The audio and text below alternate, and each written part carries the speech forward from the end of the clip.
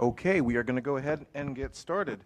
So, in accordance with the Open Public Meetings NJSA 10 4-6, adequate notification of this meeting has been provided by advertising in the Courier News and posting notice in the Board of Education Administration Building and District Schools and filing notice with the Borough Clerk. I hereby call to order the regular public meeting Tuesday, June 10, 2025 in the Lincoln Middle School Cafetorium, 400 Dunellen Avenue at 7:02 p.m. This meeting is broadcast live. For details, check www.dunellenschools.org. Moving on to item number 2, roll call. Shall I call it or shall you? I can do it. Yeah. Okay, Mr. Ross, could you please call the roll? Sure. Mr. Anderson? Is present. Mrs. Condit? Present. Ms. Eibach? Present. Dr. Gendrano? Present. Mrs. Howard? Present. Mr. Saunoy? Present. Ms. Schimpf? Mrs. Shep? Present. Mr. Walker? Here. All right, we have a quorum. All right, fantastic. Moving on to item number 3, executive session. The Dunellen Board of Education will now adjourn into executive session to discuss items that fall within specific exceptions to the Open Public Meetings Act, C, NJSA 10 4-12B. The confidential matters discussed by the board this executive session include items related to individual privacy, collective bargaining agreements, pending or anticipated litigation, and personnel. Any others?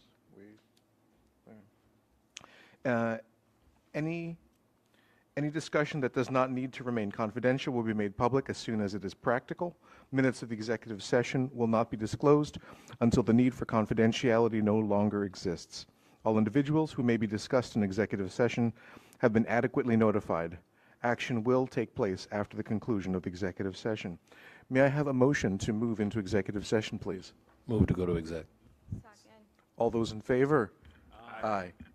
Opposed? Okay, we will be back in about 25 minutes or so, around 7:30, and we'll pick up there. Thank you.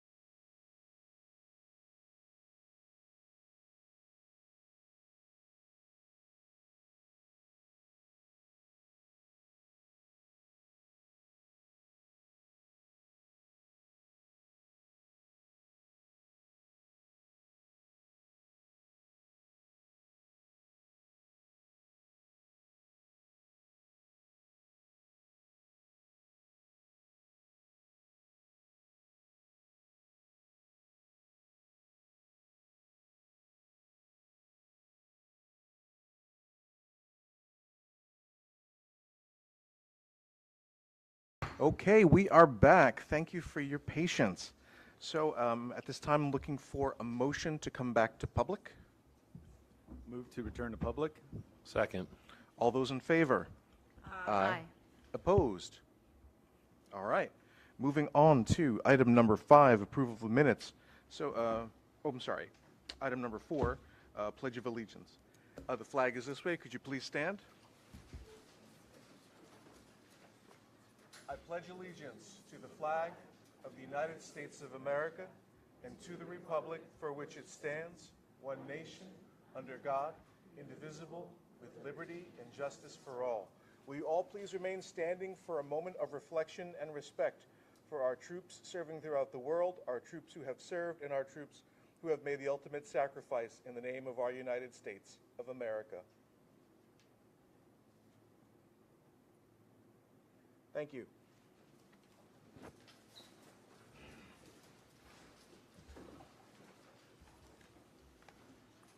Okay, moving on to item number 5, approval of the minutes. Looking for a motion to approve the minutes from our last meeting on May 20th. So approval of the May 20th board meeting minutes. Approve 5A.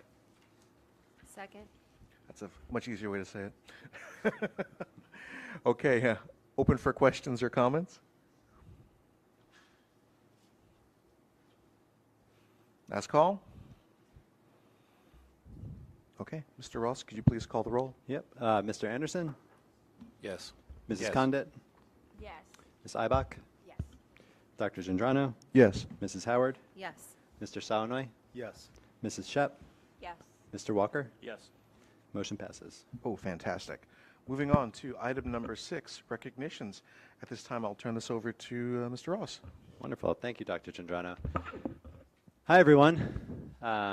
Welcome, welcome, welcome. This is a very, very exciting evening. It's wonderful to have you all here to celebrate our Educators of the Year. This is an annual tradition that recognizes the best and the brightest from our staff that we have at our 3 schools and our Educational Services Professional of the Year for the entire district. The process for the selection of Educator of the Year is a nomination process, and then there's a committee that's formed that uses a rubric that's approved by the state that looks at each staff member's contributions to the school community, their relationship with staff, their effect on students, and just their overall excellence across a wide range of areas.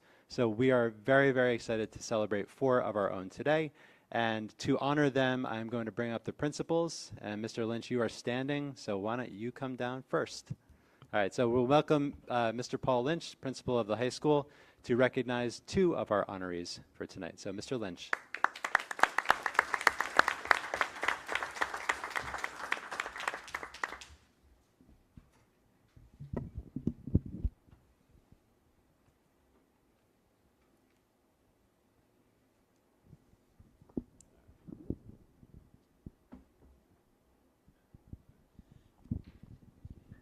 Good evening, everyone.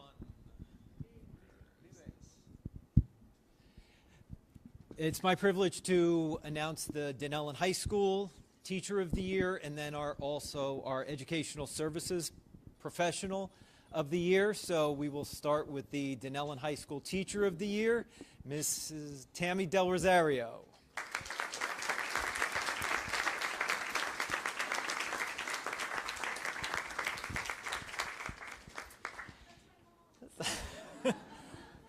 And that's what we love to see.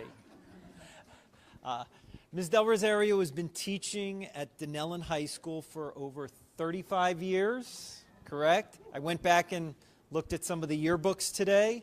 The first year was 1989. Yes, so kind of yes. So been at Dunellen High School, Lincoln Middle School for a long period of time. She's been very involved in the school and the school community. She is one of the leaders of our peer leaders, those teachers and students that help coordinate the 9th grade transition over to the high school. She's also in charge of the safety ambassadors with Miss Albertson. They've been working with Robert Wood Johnson for a number of years now. and going over to Faber, where the high school students teach lessons to the Faber students about safety around the community. She's also been a class advisor over the years. She is a phys ed teacher, but she also teaches health and our parenting class. A lot of students who have come through the Dunellen school system started as our Little Destroyer preschool program, and it's so cute to see the 2- and 3-year-olds that come into the high school in September, because we always have a few criers that start out the school year, and Ms. Del Rosario does such a great job of calming them, getting them acclimated to the school, and teaching the high school students how to take care of these little kids, especially when they're crying, because as we all know, that is no easy task.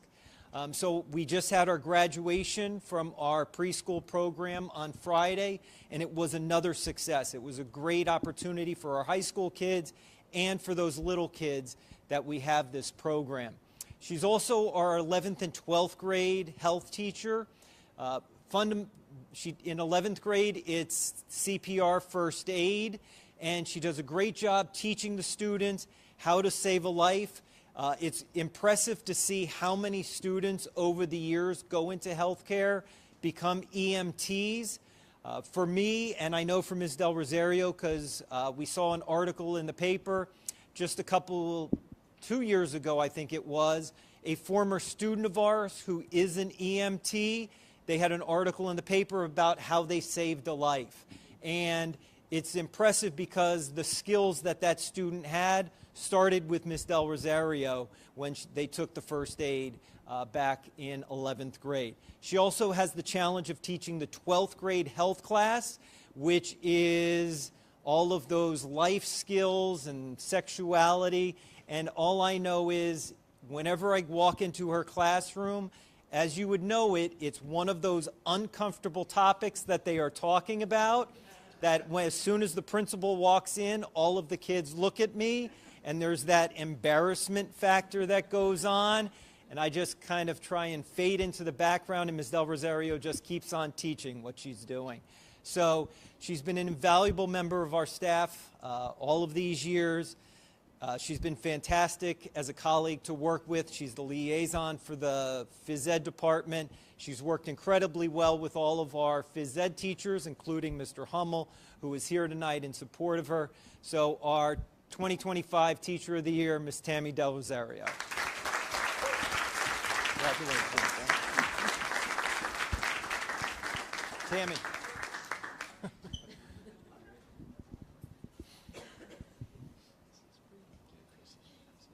All right. Dave's taking pictures. Oh, and your daughter. You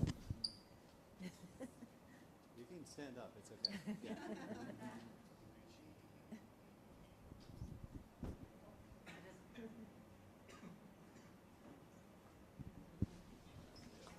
Tammy.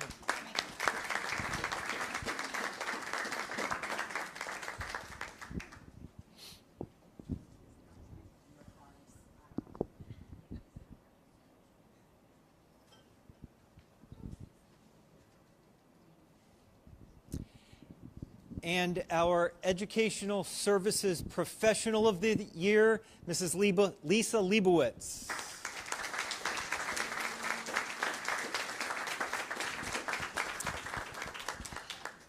Many might not know, Mrs. Leibowitz is one that kind of works behind the scenes. Not a lot of people outside of her little area see her. She's our student assistance counselor at the high school. So she deals with a lot of students that are going through, are having issues, teenage trauma, teenage issues with a lot of them do. And if it's beyond something that the regular counselors aren't able to deal with, they come see Mrs. Leibowitz. Affectionately, just refer to her as Miss L. I'm going to go see Miss L. And sometimes, unfortunately for her, sometimes there's a line outside of her office waiting to talk to her, and she'll tell students, go back to class, I will call you down when I'm able to. She does so much for our school. A lot of people don't see the work that she does counseling the students on a regular basis. In addition to that, she's really done a phenomenal job of outreach within the school. She started a group at the high school called Project Connect, where it's been a goal to really our newer students to the school and the country.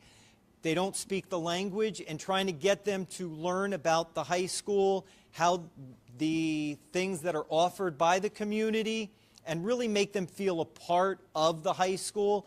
And over the last few years, this program really has grown to be a huge source of support for the students that we have at the high school. And she's done so much. There's a side garden at the high school that they have kind of taken over, and there's even a sign on there mentioning the Project Connect organization. And she's gotten a lot of the students that were part of the program learning English that are now proficient, helping out with the newer students. They've done a lot of activities. They've taken field trips. They took a trip to Ellis Island. They've done a clothing drive where we have clothing available to all students in the school if they're having economic issues, their families are, and kids can just come and take what they need. And so Mrs. Leibowitz really has been instrumental in trying to make it a community feel for all of the students here at the high school. And so we are indebted to all of the work that she does on a daily basis. So our Ed Services Professional of the Year, Lisa Leibowitz. Congratulations.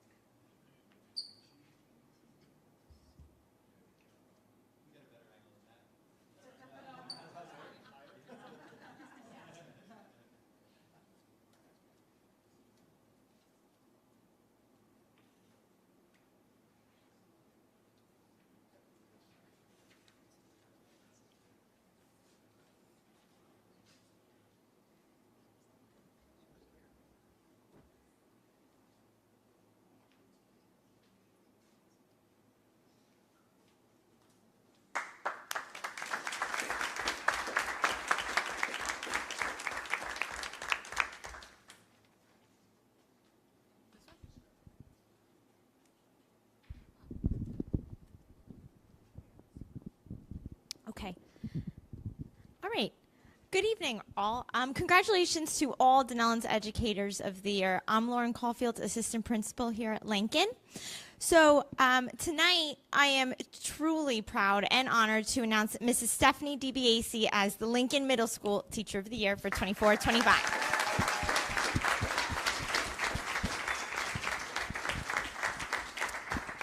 So Mrs. DiBiase is being recognized as the Teacher of the Year for Lincoln for the 2024-2025 school year. I'd like to recognize her whole squad, I think 10 plus over here.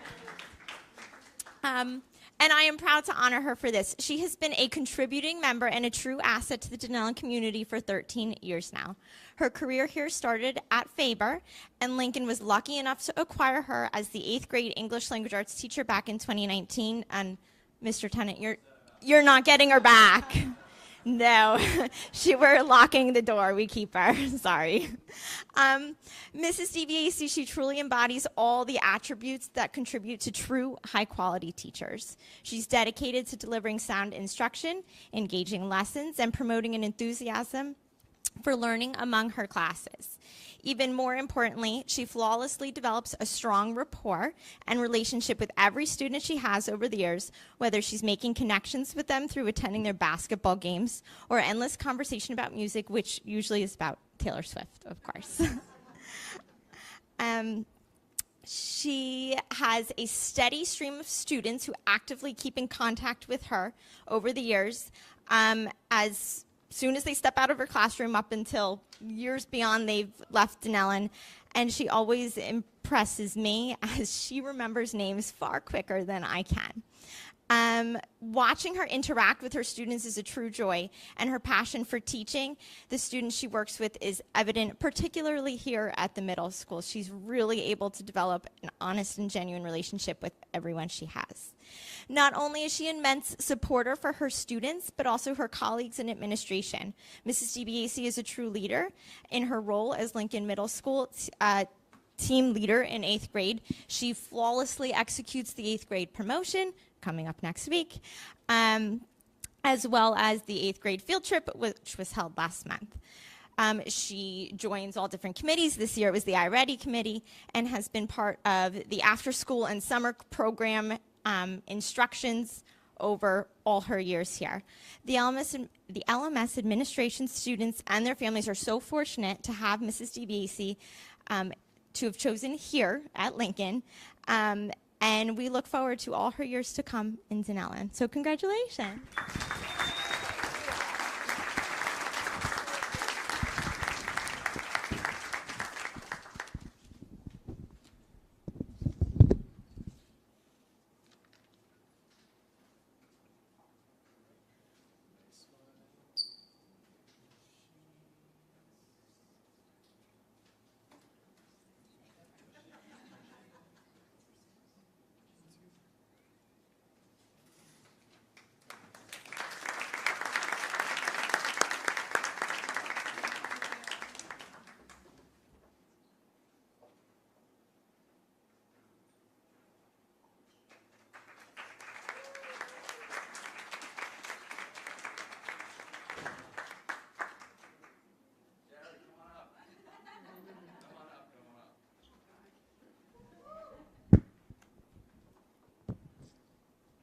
Sherry's going to get 2 speeches tonight, one from a little bit from me and a little bit from friend, pal, colleague for 20 years, Miss Van Ross. I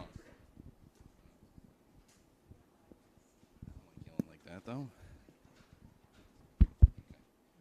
Students, faculty, administrators, Board of Education members, and anyone lucky enough to be in this room right now. Let me make it clear right off the bat, we are here to celebrate not just any teacher, we are here to celebrate the teacher at Faber. The teacher who didn't just stroll in the building, clock in, hand in worksheets.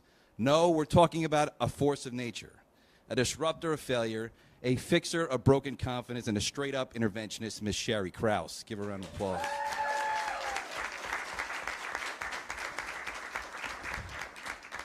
Now, some of you may ask, what is an interventionist? Well, let me break it down for you. It's someone who sees a kid slipping through the cracks and says, not on my watch. It's someone who looks at the mountain of learning gaps and says, good, I like a challenge. An interventionist is a miracle worker with a marker, a coach, a counselor, a motivator, a warrior, all rolled into one. Miss Krause, she does all that and more. She doesn't just teach, she shows up every single day with fire, with grit, and with a kind of patience that deserves its own medal. She puts in the work nobody sees. She's celebrating tiny victories most folks overlook because she knows little wins stack up into life-changing success stories.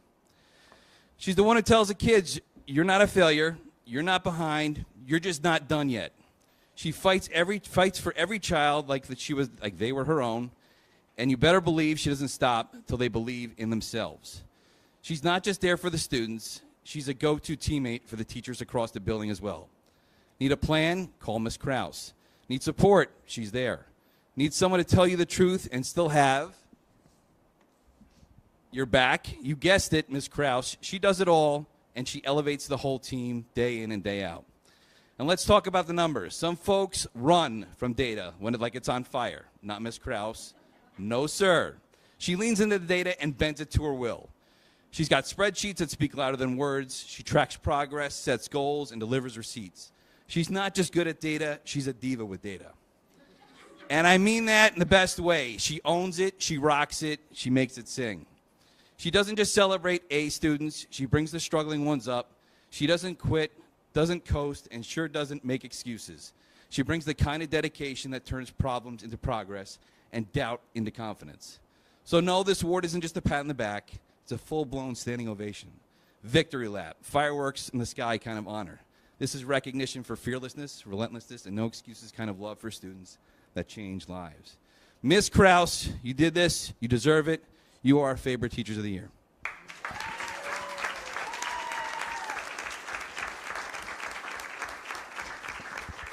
And now my partner, Miss Van Ross.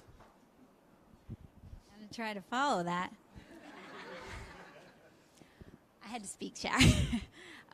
So I have nominated, actually, Shari for Teacher of the Year many times since we've worked together over the years. So I'm so excited that this year that you won, I'm in a new position. I get to speak.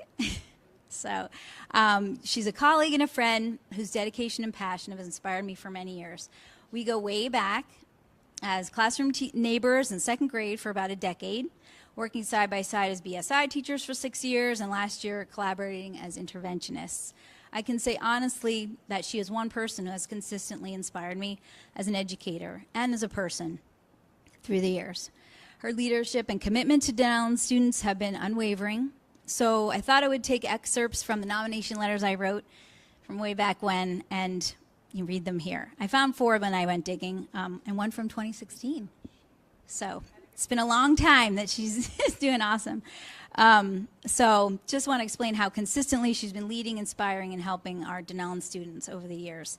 From the beginning, you exemplify what it means to be creative and motivating. You're always bringing fresh ideas and effective instructional strategies to the table. You're meeting diverse needs of students, and in a fun way. I was in the room today, and she was playing a game with the kids while doing Wilson, which can be kind of dry. But she is always, spicing it up with games and making it fun for them and rewards and prizes. The lessons are interactive and engaging. And years ago, when we were starting working on a basic skills program, she took the initiative to create a school-wide book room. She's led book swaps, author visits, readathons, and they've had a lasting impact on Faber. Over the last 2 years as an interventionist, it's been particularly remarkable, like Mr. Tennant said, providing differentiated instruction. You really unlocked the world of reading for students in Dunellen, which is such a priceless gift for them. And then changes that come in the district and at Faber, you've really rolled with it all, proving that you're a lifelong learner and you take leadership in it, which means you give back to others. Your influence extends far beyond your classroom. Like we said, you're a natural leader. You share your knowledge generously. You do ed camps. Your foundations background is huge for helping teachers. Your Wilson training. You've mentored new teachers. You work to connect families with the events you plan. You collaborate with teachers in the classrooms you go into to help out in. You're always respectful in your communication with colleagues, parents, and you're even digging, and asking other educators around for new ideas and advice. Your sister, Stacy, you're always conferring with her about what's going on in her district. And you really embody professionalism, kindness, and flexibility. You've been really flexible as the changes have happened. I know that your colleagues really look up to you and look to you. You're always prompt, organized, and prepared. Colleagues really do rely on you as a go-to resource because you're always willing to assist, answer questions, share your expertise with kindness and enthusiasm. You're very dependable. And really it fosters a sense of trust among the staff, and it really builds the culture and the climate in the school. And you're always so positive. So I really do believe that Dunellen is undeniably better because of your commitment and dedication over the years. And I'm so proud to be able to speak about my work bestie. I hope you still consider me now that I'm an admin. You can tell me stuff. And I really look to you as not only an exceptional educator, but really like a beloved member of the Dunellen community. I know families are always speaking so highly of you. So I really do hope that your difference will continue to be made for years to come. We hope, and we love you here.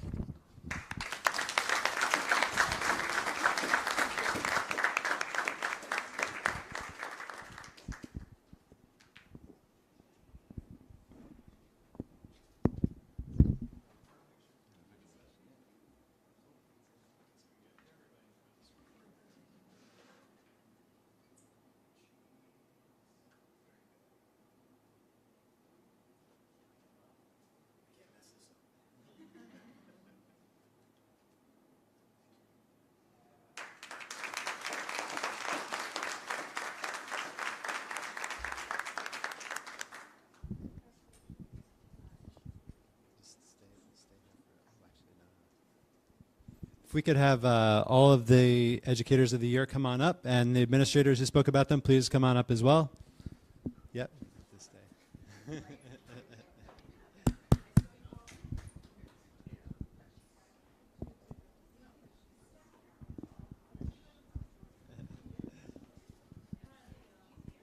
She's here.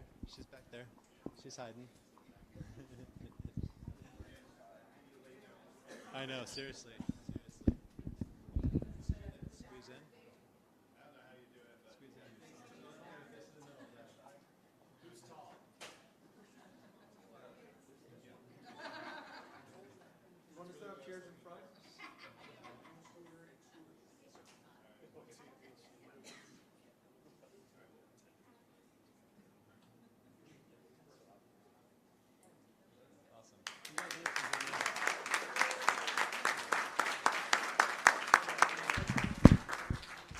All right, so that was wonderful.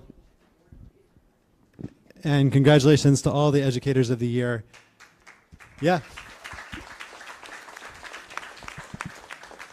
We're going to take a little cake break, but before we do that, I want to bring up two very special students who have served the board this year as student representatives to the board. So I'd like to have Jazara McLaughlin and Douglas Guardado Cibrian come on up here, please.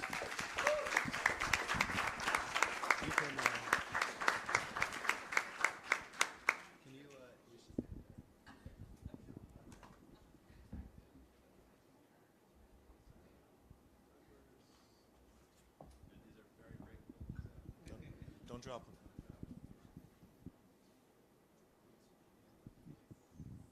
All right, so our student representatives to the board are selected by the high school administration. Typically in the past couple of years since I arrived in the district, we've had one student representative. This year, we're honored to have two. Douglas, who is a 11th grader, rising senior, and Jazara, who is a 12th grader. Douglas is the student council president, and Jazara is the class of 2025 president. So Jazara's on her way out. She will be attending Rutgers, the Honors College in the School of Business.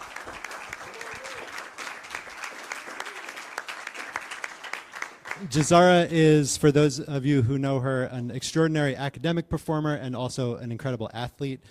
She was recently recognized, I guess it was about 2 weeks ago, as a GMC Scholar Athlete for her accomplishments. Three-sport athlete, just one of the great people at Dunellen High School, and we're just incredibly honored to have had her serve on the board this year. So, Jazara McLaughlin.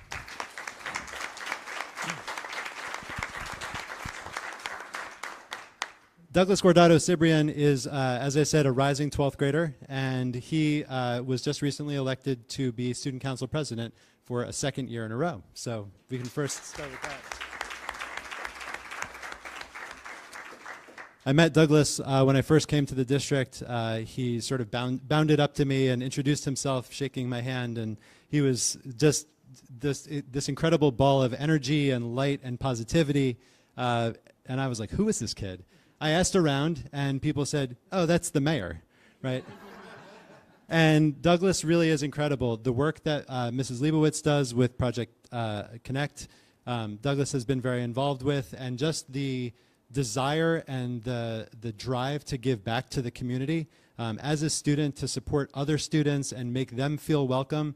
As you know, over the last bunch of years, Dunellen has had a massive influx of Hispanic students and students who speak Spanish as their primary language at home, English language learners, and the connection that those students feel with students who have achieved mastery of the English language or proficiency of the English language, to have them bring them into the community is just one of the most fulfilling feelings. And Douglas has been a leader in that. And so congratulations to both of these students, and thank you for their service to the board. Dave, picture.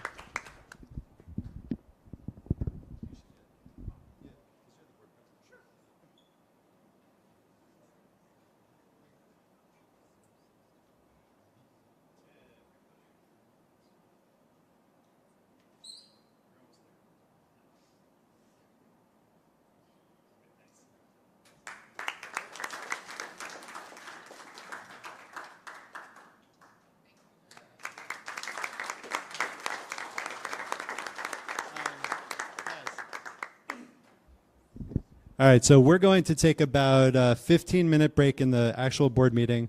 We've got a beautiful cake that we'll bring out here. We've got plates. There's certainly enough for everyone. So congratulations, everyone who's been recognized today. Thank you to the administrators who spoke. Welcome, families. It's beautiful to meet you, and I'm so glad that you got to spend this incredible occasion with everyone. And let's just have another big round of applause, because we should.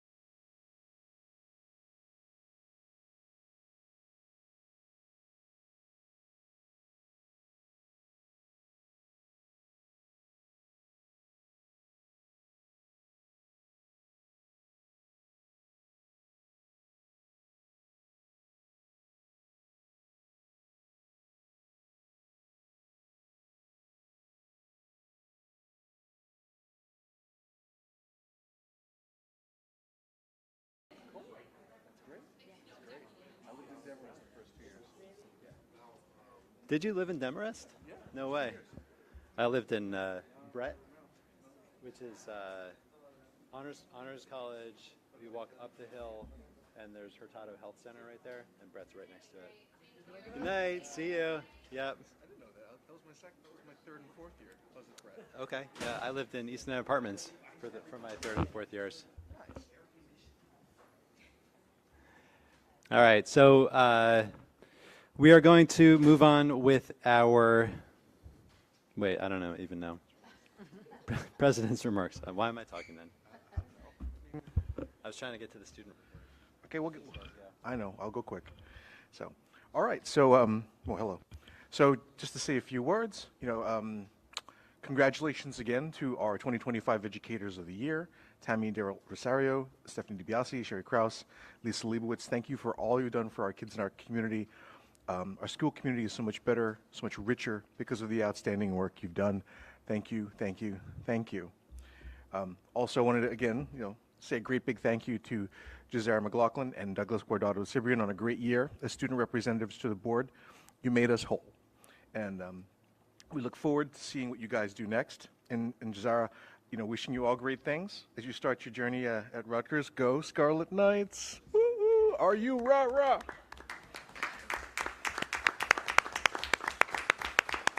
I was going to say class of a very long time ago. So we are in the last week of school, and so many things are happening. So, we had the Spring Sports Awards just last week, and oh my goodness, like two major things with our coaches, with Coach Lindsay and Coach Johnson. Mega awards, so awesome. Congrats to the kids and all the awards students that they got as well. Fantastic. And we had the band concert last week, LMS and DHS. We had the Faber one a week or two before that. There's another choir concert coming up in the art show. There's the Middlesex County, Arts Festival not too long ago. So many things happening. There's a huge list. But to say that, we're coming up on it. So we're coming up on 8th grade promotion and the DHS graduation. I can't believe how quickly this time is going. So, guys, enjoy this while we can. This is our last week before we say goodbye to our seniors, and start the summer. I'll keep this short. I'd like to thank Mr. Ross, the administration, the faculty, the staff, and our students for making the 2024-2025 year a great success. We got through a lot this year. We accomplished a lot this year, and I'm excited for all that we have in store for next year. Plans are already in the works. So I hope that everyone has a relaxing and rejuvenating summer. I know we're going to be coming back as a board in July and August and such. But for those that may not be joining us for those meetings, have a great summer. Enjoy, be kind, create community, have fun. And I'll leave it there. Thanks, everyone, for your time and listening. To you, Mr. Ross. Thank you, Dr. Gendrano. So the first item in the superintendent's report is the student representative report. So for their final time on the dais, let's have our student report. Jazara? Good evening. So first on the report, we just have the info regarding the 2024 and 2025 school year. So for class of 2025, we had the prom. So on May 22nd, the class of 2025 celebrated their long-awaited prom at the Imperia, embracing the theme, A Night at the City. Venue is transformed into an elegant, city-inspired atmosphere filled with bright lights, music, and unforgettable moments. From stylish entrances to nonstop dancing, the night was a great success, giving students a chance to create lasting memories with their classmates as they unfortunately approach graduation. On May 16th, the class of 2025 embarked on their senior trip to Pocono Valley Resorts. The trip was a great success and served as a well-deserved celebration of the memories and milestones the class has shared through their high school journey. On June 3rd, seniors Jazara McLaughlin and Luke Pedersen were recognized as Dunellen High School's Greater Middlesex Conference Scholar Athletes for 2025.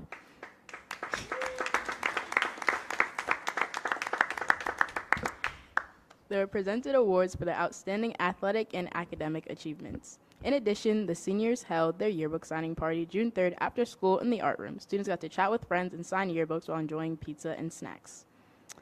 The seniors take the win in the annual senior versus faculty game. On June 3rd, the class of 2025 faced off against the staff in the much anticipated annual senior versus faculty game. With energy high and school spirits on full display, both teams brought their best, but in the end, the seniors claimed the well-earned victory.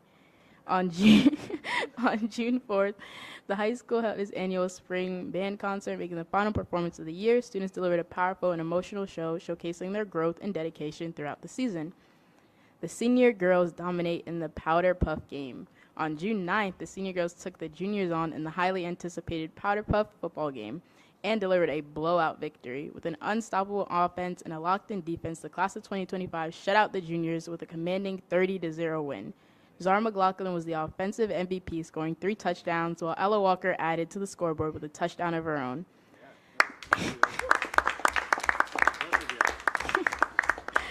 The game was packed with school spirit, friendly rivalry, and an unforgettable performance by seniors.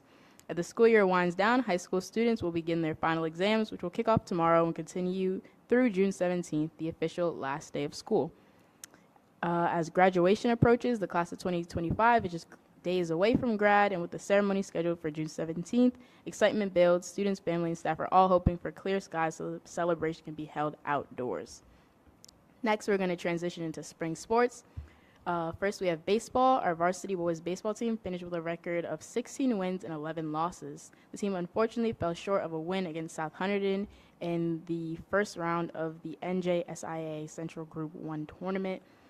Softball, we have the Dunellen varsity softball team ended their season with a record of 10-15. They had 3 players named All-Silver Division: junior Alexa DeVesa, sophomore Kyla Fucito, and sophomore Rose Chicalella. Rose Chicalella was also named the second team All-Conference. It is unfortunate they're losing their senior, A.B. Butrago, but the team will be back for the next season. They'll be looking forward to next year and want to send a huge thank you to all who supported them this season. The track team has some impressive performances this year at the GMCs, sectionals, and groups this spring. The team is looking to bring the same momentum into the upcoming season. Boys tennis team finished with a record of 4-9-1. The team was small but tight-knit with only 2 seniors and a very young crew carrying on to the next season. All right. Good evening, everybody. First of all, I want to apologize for not being able to make it to the last 2 meetings.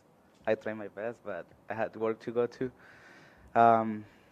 So for Dunellen High School, as we all approach by the end of the year, a lot of people are turning in their last assignments and studying for the final exams, which has some people nervous, but at the same time excited to go on a summer break. Some students are also collecting signatures from fellow friends and classmates, as well as their teacher signatures. Some other things that have happened over the last few days are there were a lot of field trips while we were approaching the end of the year. For example, some students made their way to see a performance of Great Gatsby at Broadway, New York City, a field trip to Ellis Island and the Statue of Liberty, Somerset Game Patriots, and a performance of Romeo and Juliet, between others. As Yazara said, prom was held and students dressed to impress as they went in shiny suits and dresses. Students had a great time dancing and enjoying time with their peers, congratulating the graduating seniors. For Lincoln Middle School, I got the report from the Executive Council President at Lincoln Middle School, Adam Gama, and he wrote, 7th and 8th grade science fair. In late May 7 and 8, students presented their science project in a class as part of a grade assignment. Students explored a variety of science topics and demonstrated curiosity, creativity, and problem-solving skills through their work. Great job to everyone for their effort and thoughtful presentations. 8th grade graduation ceremony and dance. Our 8th grade students are preparing to take their next big step into high school.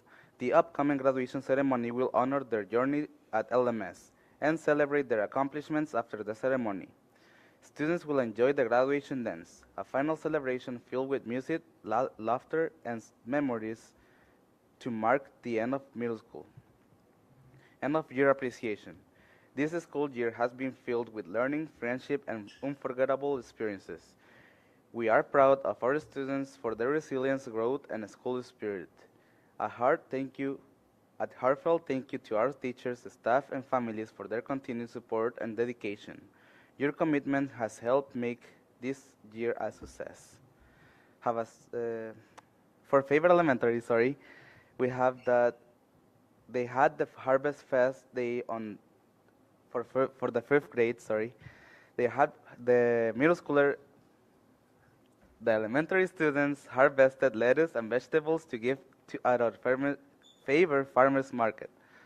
The market was a place for students to display projects to their parents and also take home lettuce for the harvest. First grade had their young outdoor celebration today. Students shared stories they wrote to their parents. Fourth and third grade students had their academic awards ceremony. Academic achievements was celebrated across all subjects. The whole school fundraised for PBSID throughout the fifth annual color run. The race was a run around Faber. Students from pre-K to fifth and volunteers from DHS had a great time getting hit with powder and completing the course. Overall, these last days of school have been busy, but there is one thing that we all can agree on. These times from high school are what built us, what shaped the way that we are, and where we meet people who have an impact in our lives forever. Thank you to everybody who has been here with me, and thank you for supporting me and helping me through. I appreciate it, and I hope to be able to be with all of you next year. Thank you.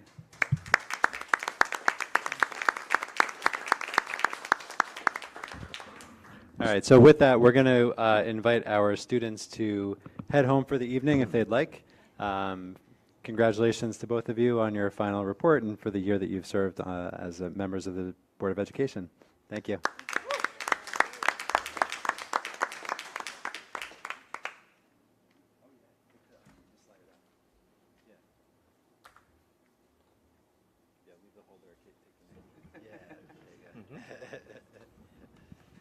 Yep, absolutely. Awesome. Absolutely. All right, take care. See you at graduation. Take care. All right, next we're going to head to our presentation. I'm going to invite Ms. Hoy up for her final presentation in front of the Dunellen Board of Education. And it is a good one. It is the NJDOE District and School HIB Grade Report for 23-24. Ms. Hoy.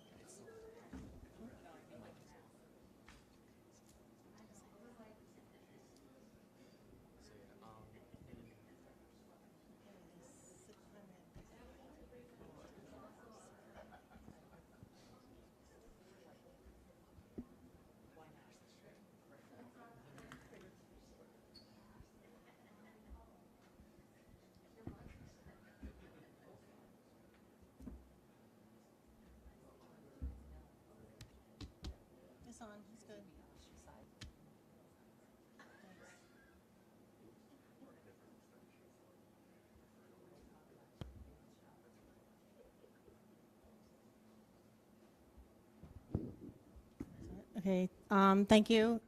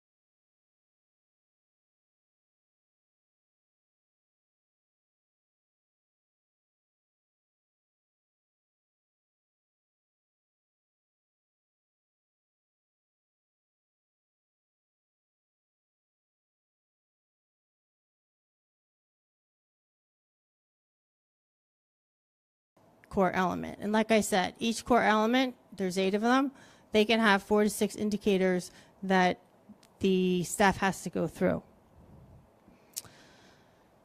The maximum score that you can get is 78 points, and the minimum total score to pass for the state is 52 points. District grade is an average of all of the total scores of all schools in the district. Obviously, we have 3. And in bold, the department wants to make sure that the issued grade is not represented as a letter grade. It is a number grade. That got pretty loud. So here is our comparison that I put on here for you of the official release, and I combined it all. As you see, there is 10 columns on the bright blue. The first one is the school, and if you look down, you'll see each of the schools listed. And then the next 8 are the core elements that I told you about, and the last one is the school grade.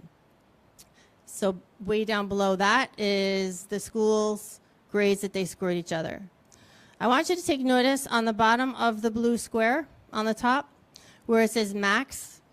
Maximum means that's the maximum points that you can get for each. So the first one, HIT programs, approaches, or other initiatives, the max is 15. LMS scored 15. DHS and Faber scored themselves 14. Training on Board of Education approved HIT policy and procedures, the max is 9. Everyone got that. Other staff instruction and retraining programs, the max is 15. 2 of the schools were 14, 1 was 15. Then the next 1, 2, 3, 4, 5 are all to the max, which I make sure that they are, to be honest with you, because if we don't do it correctly, we can get in a lot of trouble if we don't do our HIT procedures right to the T. And then this last column is where you read it across, and that is our score that the schools got. So when we send it in, the district score says NA. So when they send it back to us, we got a 77. But I also want to show on the bottom line, the scores necessary to meet all requirements, that's the minimum you could score. So the minimum a district can score is a 52. This link right here on the bottom will bring you to the grades report, and I just did that wrong.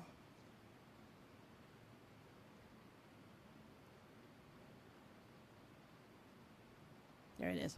Here it is on the website, which we're required to put on there, and you'll see the blue square, HIB grades report. I'm going to go this way, it's easier.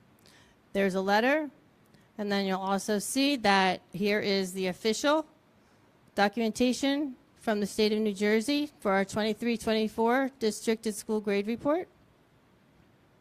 And then it gives you each school. Okay, so I just put it on a whole slide so that we didn't have to go through these. Here's Faber, and Faber scored a 77, and Lincoln Middle School also scored a 77. So that's where you can find it on the school website.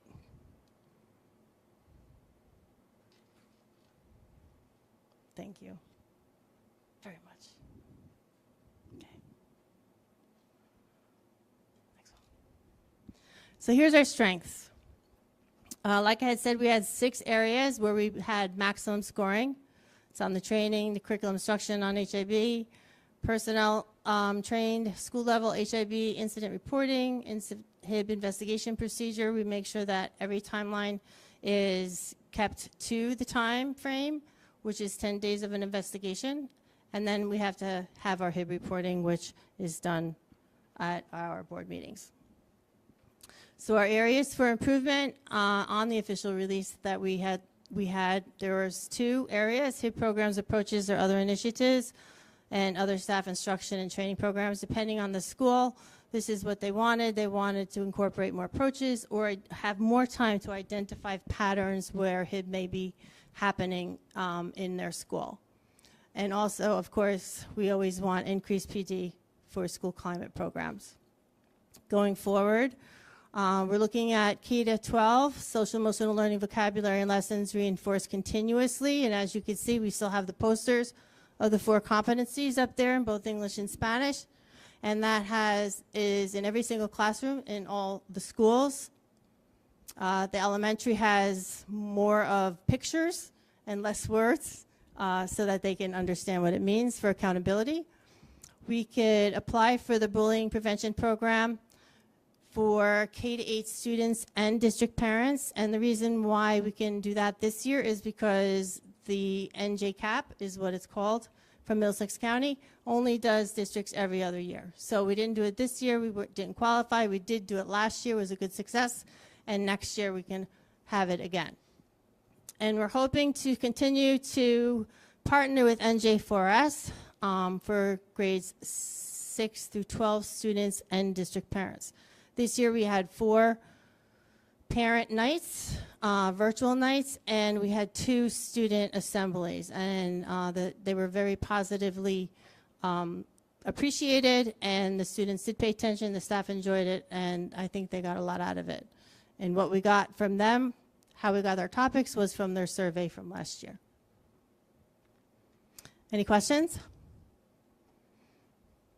I have one. Dr. Gindrano. Yes, sir. Yes, sir. Where's my confetti? You promised.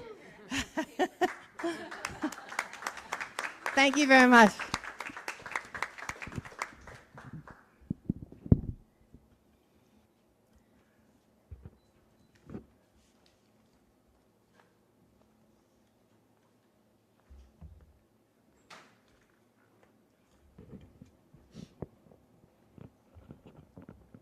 Good? All right. Thank you, Ms. Hoy. And if we could just recognize Ms. Hoy, she's, as we discussed last meeting, she is retiring at the end of this year. It is not the most glorious set of presentations that she has to present, but she always does an excellent job, and we really appreciate the work that she's done. We wish her the best. We wish her her son the best on his upcoming television show appearance and competition and all the rest. Gage and Tolner was in the New York Times Top 100. I'm sure you saw that, which is very exciting. So best of luck to you. It's been a pleasure. So, oh, excellent. Fantastic. Yeah, congratulations and thank you. So, Mr. Ross, I do have a question in terms of climate survey. Any correlation to climate survey to see efficacy with, to match it up with the HIB report? Any correlation between results from the climate survey and the HIB the HIB report? To see if there's any like efficacy in some of the programs and some of the benefits of getting training. Yeah, I think, I mean, so we haven't done an item by item year over year analysis. I think longitudinally that would be where the gains would really be shown. But Mr. Sanoy's question, just for those of you who didn't quite hear it, we've completed our climate surveys for students, staff, and parents. And so we have the initial results in. I did a very brief analysis, which I'll talk a little bit about during my superintendent's report, but we will do a full report in the July meeting of the results. I will say I think that the verbiage around SEL, the competencies language that is directly used by students and staff members has definitely increased over the last year, and through our work with Urban Assembly and the self-management posters that are really sort of everywhere. They're kind of ubiquitous. So I think that building the language around SEL is the type of thing that helps improve student experience and the way that students make connections. But I think we would have to sort of look year over year to see what types of improvements we have. Yeah, thank you. Thank you. Yep. All right, so other items in superintendent's report. First one is July board meeting, possible date change. So I will not be available on July 22nd. So I propose in the committee conversations that we move the meeting to July 15th.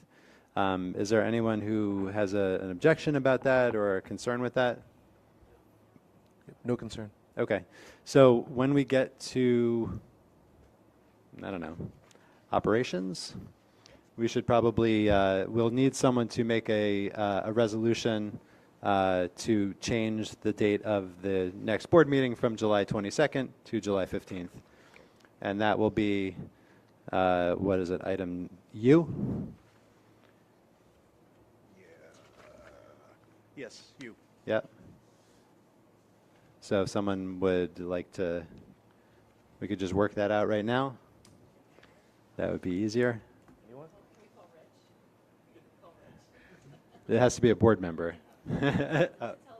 Oh yeah, no, you just say, I would like to make a resolution that the July board meeting be changed from July 22nd to July 15th. Yeah, move to make a resolution to change the board meeting from July, what was the date again? When we get there. That's- Yes, that's right. in operations. All right, Will's going to do it. Mr. Satanoy, are you practicing? He's practicing. It's okay. good. All right. All right, so general items for discussion. First of all, I realized that because this board agenda was taken from the second May agenda, we didn't have an enrollment report listed as an item. But I did realize that right actually before I came over, so I created an enrollment report. It will be added to the minutes. This is the last enrollment report for the school year. At the end of the 23-24 school year, we had 1,374 students in pre-K through 12. And this year, we have, not including private providers, we have 1,381 students. With our private providers, we have 1,424 students. Each year, each enrollment report has 2 pages. One is the current year enrollment by month, and the next one is year-over-year comparison. Our estimated enrollment for 2025-26, including private providers, is 1,479.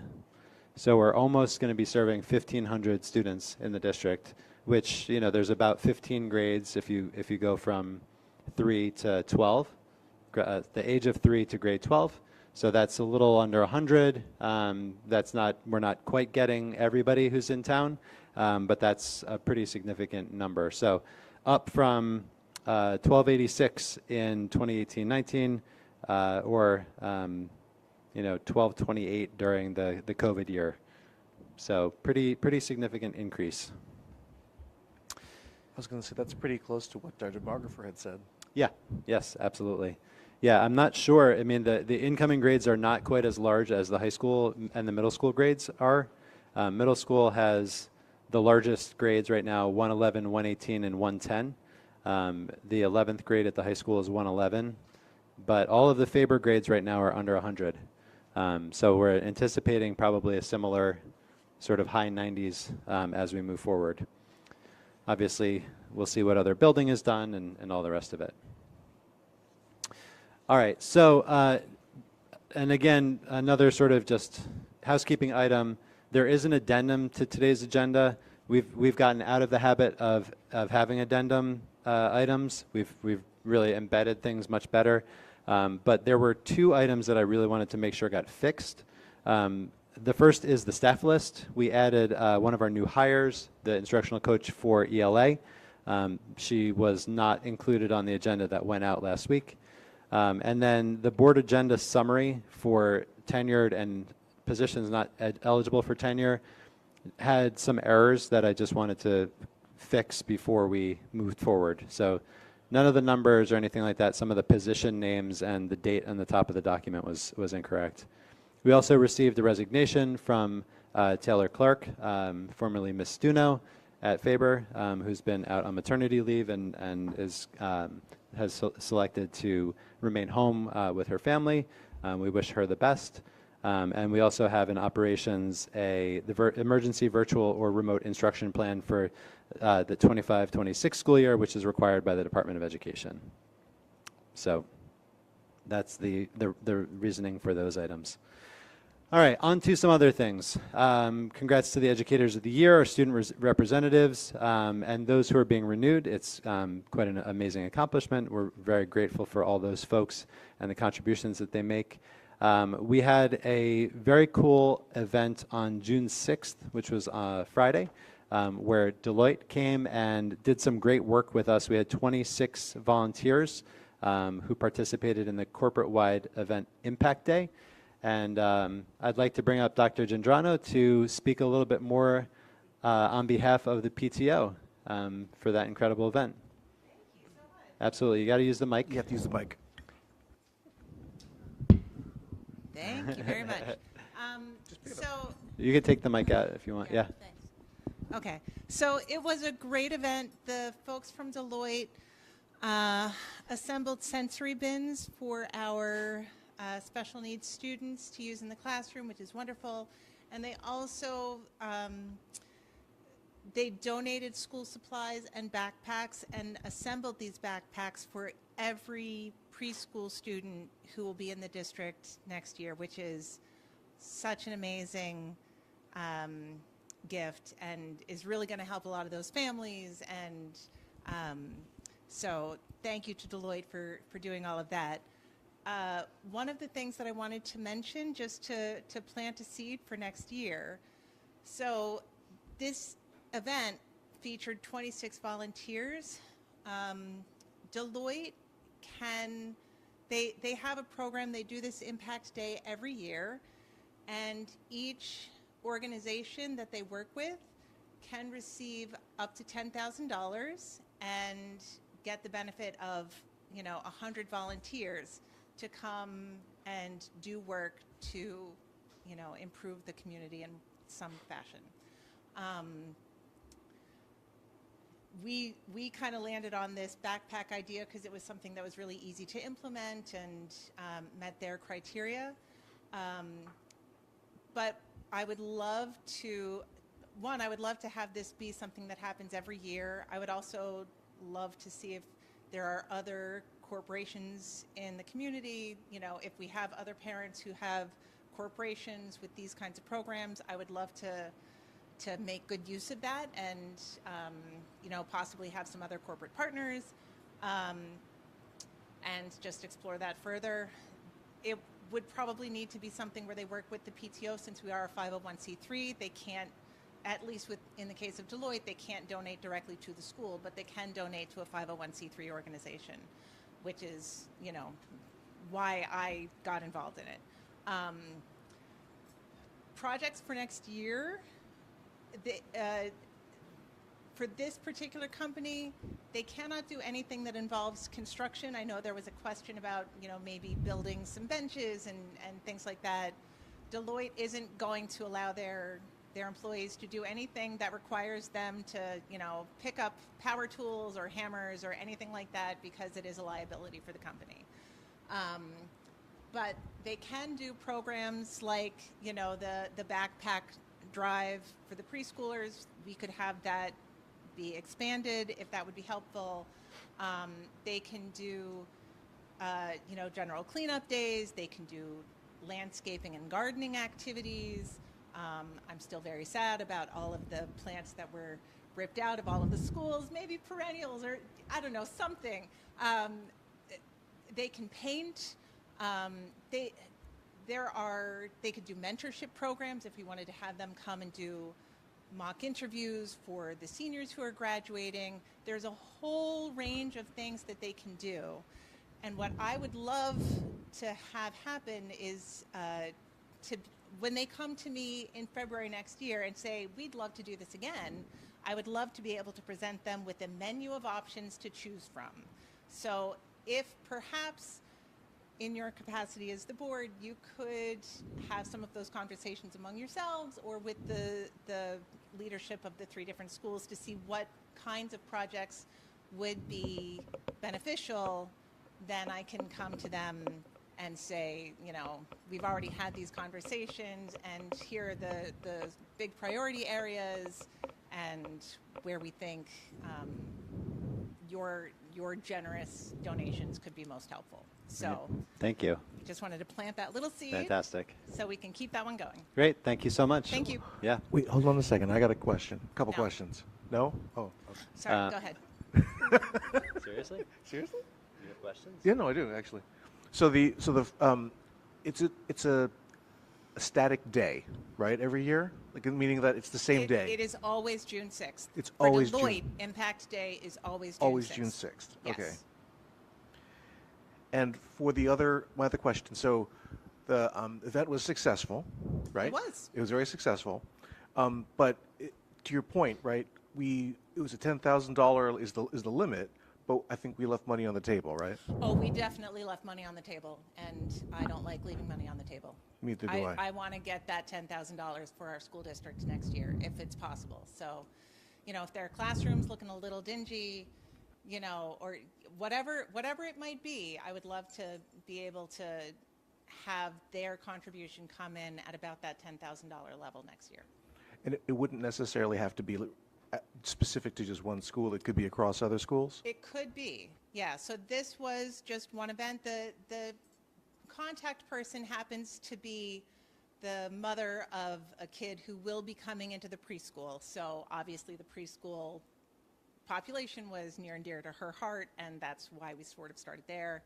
But we could have projects at all of the different schools. It would be a $10,000 limit because the PTO is only one organization, right? So it couldn't be $10,000 for LMS and $10,000 for DHS and $10,000 for Faber, right?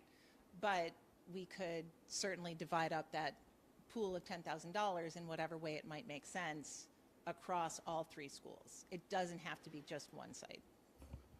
Great, thank you. Yeah. Thank you. And I do want to thank Binita Shah, who has been very, very engaged. She is the parent who really brought this to the district, and she is she's new to town, and she's got an incoming preschool student. She's been very involved in all this, and we're incredibly grateful for the work that they did. They donated and assembled 192 backpacks for our students, which is just fantastic. So we're very grateful to her for her leadership on this, and Deloitte as well. So in other news, since our last board meeting, we have received 3 competitive grants from the New Jersey Department of Education. Yeah, it's just amazing. The first is the funding for Optimal Comprehensive Universal Screeners, the FOCUS grant. This is a $3,660 grant, which is available to all districts in the state to support the adoption of high-quality universal literacy screeners. So the Department of Education has just now come out with new information about early reading requirements, and they're requiring that students be screened at certain grade point times. We're already using iReady and Brigance and other screeners, so we're well ahead. But we were able to just kind of put in a very simple application and get the maximum, which was that $3,660 amount. At the end of May, we also received the Expanding Innovations in Teacher Climate and Culture grant. This is the second round of the Teacher Climate and Culture grant. The first round was $125,000. This is $61,250 to use to support staff empowerment and collaboration with the goal of improving outcomes and experiences for all students. And then today, we learned that we received the AP Course Expansion Grant, which is a $50,000 grant to expand access to college-level coursework for traditionally disadvantaged students. And basically, the initiative is about supporting staff training and supporting getting more staff members certified to teach AP courses and providing materials and other sorts of things to try to get more students in AP courses. So that is $115,000 or so in additional funding in about 2 weeks. So we're very, very excited about that. We, as part of the grant, the Teacher Climate and Culture Grant, we will also be presenting at TCNJ on July 29th. That event for registration is closed now. There will be over 600 attendees that will be there, which is fantastic. And our team will be presenting some of the work that we've done and what we plan to do in the future. There's been a lot of conversation about events, so I'm not going to sort of list all the events, but needless to say, it has been an incredibly busy couple of weeks. Some of the highlights for me, I would say the 3rd grade culture fair at Faber is like one of the great events every year. There's just an abundance of food cooked by families representing their cultures, and it's just fun and incredible. And the Faber Farmers Market was also another event, which was wonderful, supported by our climate change grant and really trying to just get kids to be really active with the aquaponics and hydroponics and different climate change activities. And then the award ceremonies and the parent orientations that we had for kindergarten, 6th and 9th grade, just an incredible amount of parent engagement and involvement. Coming up this week, we've got the choir concert and the Fine Arts Festival, which are both tomorrow evening. We have the bike rodeo at Faber from 5 to 7. So this is the first bike rodeo in quite some time in Dunellen. And we have 10 tables of different folks who will be sharing information and registering, and they do bike helmet checks and other cool things, plus the safety course, which is very cool. And Friday is the 5th grade farewell. Next week we've got preschool graduation, LMS promotion, DHS graduation, and then we are off to the summer. So an update on, and that's all. UPK grant update, the work continues on the design development phase. We're still waiting to hear back from the DOE about the original submission, which was May 16th. And our preliminary schedule, our construction documents, we still plan to submit by late August, bidding and awarding by late September, board meeting award late September, permitting mid-October, and then the construction schedule will be released at that time. I mentioned the climate surveys, and I just wanted to share some initial results. We're working with Urban Assembly, and they will disaggregate the results even further, but we have some basic student, staff, and parents results. So the student results were disaggregated by school. Very, very positive results from Faber. Very positive results from the high school. Somewhat mixed results from the middle school. Biggest concern in grades 6 through 12 was students feeling empowered to be part of the learning process in school and in their classes. So this is work that we still need to continue to build on, getting students involved in these conversations about what's happening in the school, forming student leadership groups and really leaning on kids to share their experiences. Staff members, very good results in terms of the overall experience and support from colleagues and administrators. The biggest concern identified is, or concerns I would say, the use of collaborative time and the availability of collaborative time, student behaviors, and staff members feeling like they are part of the decision-making process, which is consistent and certainly something we've talked a lot about as a leadership team and in conversation with the DEA leadership. Parents, very good results overall in terms of schools feeling like they are a safe and welcoming environment. Lots of very positive feedback about teachers. The parent feedback was excellent. It was very, very good overall. The biggest concern that parents raised was about feeling empowered to be involved in school decision-making processes. So there is a clear disconnect between the decisions that are being made and the decisions for whom the decisions are made, right? And so there needs to be some more conversation. This is really a consistent theme in all of the groups that were surveyed. I will say parent feedback was still very good, even on that item, but just in terms of consistency, it's a pretty interesting metric to consider. On that note, I had a meeting with Ms. Laguna Morao today and two members of the leadership team for the Labor Management Collaborative, which is an NJEA and sort of led initiative. And I've talked about it before at this table and with the board in committee and with the members of the public.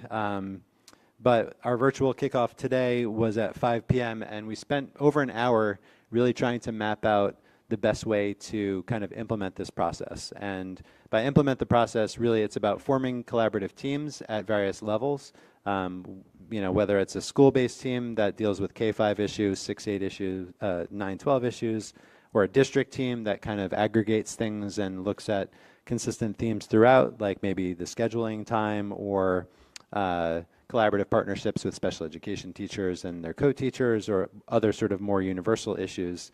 And the goal is to get some summer training put on the calendar.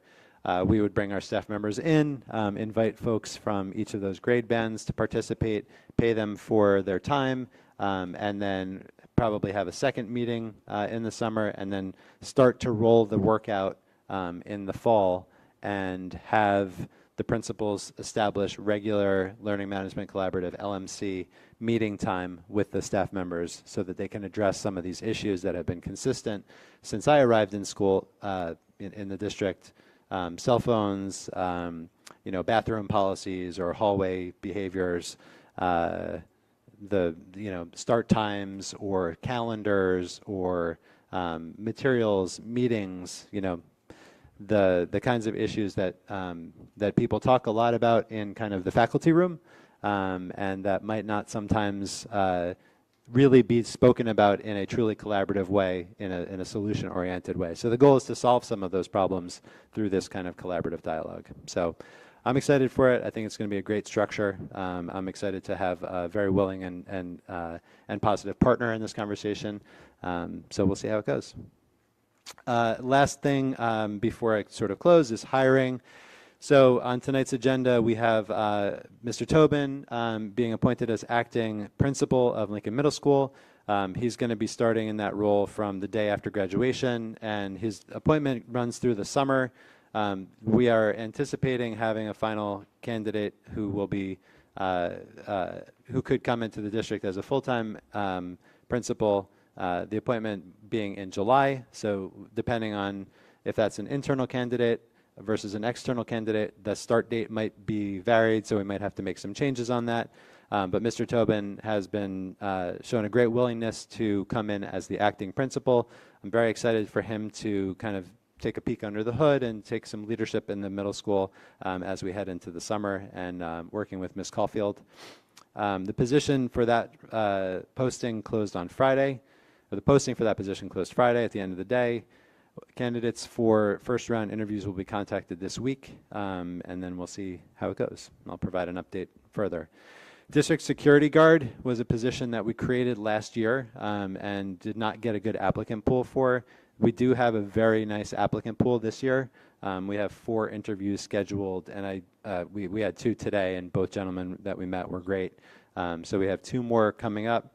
Mr. Marenberg, Mr. Tobin, and Mr. Pepe are involved in the interviews with me, and so we're excited that position will start in advance of next school year. On this agenda, we're welcoming our new instructional coach for ELA, Ms. Stephanie Dowling St. Thomas, and we have a new PE health coach, PE health teacher, who is Noah Wenzel, who many of you know as a former DHS student, Dunellen student, and assistant basketball coach, also married to Rachel Del Campo, Rachel Wenzel, who is one of our amazing first grade teachers. So we're really excited that Mr. Wenzel will be at the high school as a coach, as a teacher, in the same way that Mr. Arango has really made great connections with students and kept an eye on them and their academic progress. Very excited for him to do the same. We have 2 new assistant coaches for football, Ted Amo and Jim Davidson, and so that's exciting, just rounding out that crew of Mr. Howard and Mr. Lindsay, and then we have a whole slew of returning coaches and ECAs that are on tonight's agenda. We have many other positions as well in the pipeline, and probably in the next week or 2, I will have 5 or 6 new hires, hopefully, for next year. Lastly, I just want to wrap the year by thanking all of the students, the amazing staff members, and our parent community, and of course the board for their work this year. This has been a long year. It has been a hard year for many, but it has been a real year of growth, I would say, across the district. We have really tried to maintain focus on a pretty narrow set of things, but we've been working on those things very hard, and we'll continue to work on the same things as we move into next year. I'm excited about next year. I think that the new structures that we have, the new conversations about collaboration, new leadership, and other changes are really exciting. And I feel like even in the second half of the school year, there was a much more open perspective on administrators talking to staff members about the things that they need and how we can better serve them and how they can better serve their students. And that dialogue is really essential for us to continue to improve. So I'm looking forward to seeing the test score results. We know that test scores are a lagging indicator of success, so we may see some changes this year, we may not. If it takes another year, so be it. But I know that our programming has really become very solid. I'm excited for the instructional coaches and the new support positions that we have in place, and I'm really looking forward to next year. So thank you all board members for your support. Thank you to the association. Thank you to the PTO leadership, past and present. Yeah, so just a big thank you. And that is my report. Okay, thank you, Mr. Ross. Moving on the agenda, moving on to item number 9, public comments. So the board invites public comment. Oh, this is on agenda items only. Only from members of our community in accordance with Board Policy 0167. Public comment sections are intended to provide an opportunity for members of the public to express themselves on school matters of community interest. The board and administration will be taking notes during public comment, but will not provide substantive responses to questions or concerns raised by individual speakers. If necessary, the superintendent may provide a brief response after the entire public comment period is completed. The board appreciates and welcomes feedback from the community, but is not at liberty to engage in a back and forth dialogue with members of the public during this portion of the meeting. Prior to making your public comment, please state your name and municipality. Please note that all statements must be directed to the presiding officer.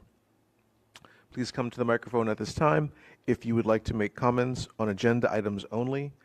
Prior to beginning your comment, please state the agenda item you would like to comment on. Okay. Last call. Okay, moving on to item number 10, education. Our discussion items and the Education Committee report. I will turn the floor over to Mrs. Howard as chair of the Education Committee. Okay, thank you, Dr. Gendrano. The Education Committee met on June 2nd at 6 p.m. Present were myself, Ms. Ibeck, Dr. Gendrano, Ms. Japkin, and Mr. Ross. The Education Committee discussed a number of items, including a wide range of updates from Ms. Drapkin on professional development, committees, curriculum resources, and other items, information regarding recent grants that were awarded to the district, plus another competitive grant through the NJDOE that is being sought for next year and that appears on tonight's agenda, summer programming that will take place at each school throughout July, the final Title I and Title III evening engagements, engagement events for the year, plus the last LMS Title I school-wide stakeholder meeting, which took place on June 4th. Updates regarding the status of next year's preschool enrollment and a variety of confidential matters. Thank you. Thank you, Mrs. Howard.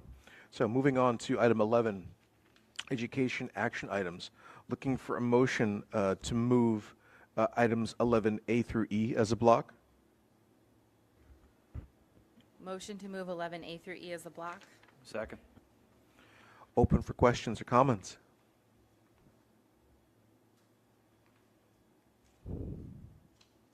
Last call. Okay, Mr. Ross, could you please call the roll? Yep, Mr. Anderson, Yes. Mrs. Condit, Yes. Ms. Ibach, Yes. Dr. Gendrano, Yes. Mrs. Howard, Yes. Mr. Saunoy, Yes. Mrs. Shep, Yes. Mr. Walker. Yes. Motion passes. Okay, wonderful. Moving on to item number 12, personnel discussion items in the Personnel Committee report. I chair that committee, so I'll go ahead and give the report. The Personnel Committee met on June 2nd at 8 p.m. In attendance were myself, Mr. Anderson, Mrs. Shep, and Mr. Ross. We discussed a number of items, including information about evaluation and a wide range of staff renewals, which are on tonight's agenda. New positions, open positions, and staffing in the district. We spoke about updates about the LMS principal search process. We talked about details regarding 3 new ECAs, which are on tonight's agenda for approval, and a number of confidential items as well. And that's the totality of the Personnel Committee report. So moving on to item number 13, personnel action items. Looking for a motion to approve 13A through K. Right. No. Actually, yeah, sorry. That's right, A through K as a block. Move 13A through K as a block. Second. Open for questions, comments? I wanted to just add a comment about letter C. It was really great to see that we are continuing to be able to establish clubs at the Faber level. I know that they all had great success in kind of that trial run this year with the Kindness Club and STEM. And really excited to see the additional advisor for Girls on the Run. It's a program that has often had to have girls on a wait list because of the interest versus what they're able to accommodate. And it's about a lot more than running, although they did just do their 5K this weekend, and the girls all did amazing. So I think it's great just to see that we're going to continue that for them. Awesome, thank you.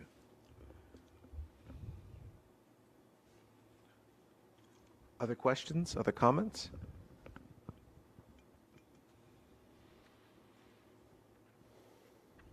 All right. Oh, Addendum. K is on the addendum. Right. That was the resignation. Yep. Okay. All right. All right, last call. All right. Mr. Anderson? Yes. Mrs. Condit? Yes. Ms. Ibach? Yes. Dr. Gendrano? Yes. Mrs. Howard? Yes, but I have to abstain from item A, lines 11, 21, and 71. 11, 21, and 71? Correct. Okay, thank you. Mr. Saunoi? Yes. Mrs. Shep? Yes. And Mr. Walker? Yes. Motion carries. All right, wonderful. Moving on to item number 14, operations discussion items, and the operations committee report. I'll turn the floor over to Mr. Walker as the committee chair. Thank you, Dr. Gendrano. The Operations Committee met on June 2nd at 7 p.m. I was present along with Ms. Condit, Dr. Gendrano, Mr. Pepe, Mr. Ross. The Operations Committee discussed a number of items, including an update regarding the district's preschool facilities expansion grant and construction project, information about current facilities projects and other construction work being completed in the district's efforts to join a national purchasing cooperative, which is on tonight's agenda, safety and security initiatives that are being undertaken throughout the district, plus details on the search process for the district security guard position, and a variety of confidential matters. And that is all. Thank you. Thank you, Mr. Walker. So looking for motions. So if it's okay, we'll split A to T and then do U separately, right? Because that's the one with the resolution. For the moving Sure. of the date. Yeah, I mean, we can. Yes, that's fine. Yes. Okay. All right. So looking for a motion to approve 15A through T as a block. I need to, I'm sorry, I just need to also, item D, the amount that's listed there, $350,000. Yes. Needs to be amended to $600,000. Oh. Okay. So in item 15D, the amount in that resolution should be amended to $600,000 as opposed to $350,000.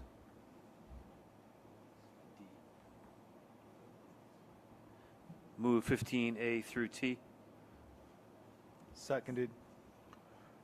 Open for questions or comments? I would just add for item D, giddy up. Yeah, let's go. Do we need to add the resolution? Yeah, Yeah, we'll do that. For, We'll do Oh, that. doing it second. You'll do Yeah. that Oh, other okay. one. looking to, for a move for a resolution to change the July meeting date. Oh, wait, to, wait, wait. We still have to vote on A through T. Oh, okay. Yeah. Yikes. Sorry, I know. I know. Okay, practice two. Gotcha. Yeah. It's all right. As long as there's a motion and a second and a vote, Yes. it doesn't really matter what order we do it in. So A through T, discussion Yes. with D as amended. Okay, with T as amended. Any other questions, comments? Okay. Mr. Ross, call the roll, please. Mr. Anderson? Yes. Mrs. Condit? Yes. Ms. Ibach? Yes. Dr. Gendrano? Yes. Mrs. Howard? Yes. Mr. Saunoi? Yes. Mrs. Shep? Yes. Mr. Walker? Yes. Motion carries. Okay. Now, moving on to item 15 you, Mr. Sanoy. What was that date that you wanted to move to? the July 15th, yeah. Okay. So I move for a resolution to change the July meeting date to the 15th of July. Second. Second that. Okay. Okay, open for questions or comments? No? Good. All right. Please call the roll. All right, Mr. Anderson, Yes. Mrs. Condit, Yes. Ms. Ibach, Yes. Dr. Gendrano, Yes. Mrs. Howard, Yes. Mr. Saunoy, Yes. Mrs. Shep, Yes. Mr. Walker. Yes. Motion carries. Awesome. I was going to mess with you and abstain, but no. All right, moving along. Where are we now? Okay. Moving on to item number 16, old business. Is there any old business that anyone would like to rehash? I would just make my my plug for school boards coming in October. So please, consider it. We do have rooms that are set aside. Registration is already covered. It's just a question of you going, and if you'd like to go. If you need more details or have any questions, please reach out to myself or any other folks who have gone previously, and we'll happy to share our experiences and other information. Moving on to any other old business? Okay, moving on to item number 17, new business. Any new business? Yes. Recently, there was a book published called The Anthology of Horror Stories, Fight Club, Creep Collection, edited by Lindsay Evans. In that collection, 27 Dunellen Public School students had their stories published. And Liz Lopez from our local library would like to put something together and honor those students and their teacher. Wonderful. Yeah, so we can certainly work with Liz on that, and we could do board recognition if the board feels that was appropriate, or some other form. Yeah. Okay. Any other new business? And that would be for the month of July. She was looking to do it in July. Yeah, we could certainly do that. Yes. I'm sure. I mean, July is tough. There will be kids who aren't present. So if it's something timely, we could do it in July. If it's not timely, we could do it in September. But yes, she will be. Right. Yes. Right. All right. Well, if we know, we can make it happen. Yep. Okay. Any other new business? Okay. Moving on to item number 18, President's Remarks. I'll stand by what I said earlier and move on to number 19, public comments on any issue or any topic. The board invites public comments on any issue or topic from members of our community in accordance with Board Policy 0167. Public comments.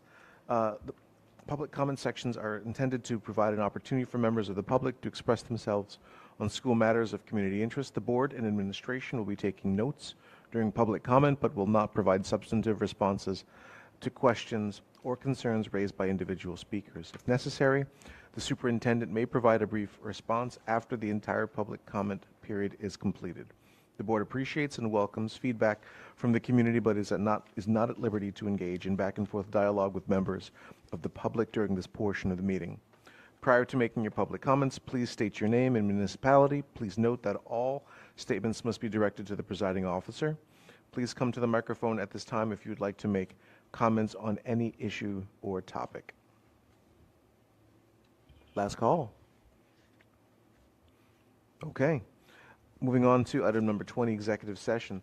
The Dunellen Board of Education will now adjourn into executive session to discuss items that fall within specific exceptions to the Open Public Meetings Act, CNJSA 10-4-12B. The confidential matters discussed by the board during this executive session include items related to personnel. Any discussion that does not need to remain confidential will be made public as soon as it is practical. Minutes of the minutes of the executive session will not be disclosed until the need for confidentiality no longer exists. All individuals who may be discussed in executive session have been adequately notified. Action will not take place after the conclusion of the executive session. So, may I have a motion to move into executive session, please? Move to move to executive session. Second. All those in favor? Aye. Opposed? Okay, so next meeting, after the executive session, we'll go to adjournment. What? And we'll meet again on July, oh my goodness, 15th. That's right, 22 minus 7. Thank you very much. Okay, thanks everyone. We will see you then. And hopefully we'll see a graduation before that.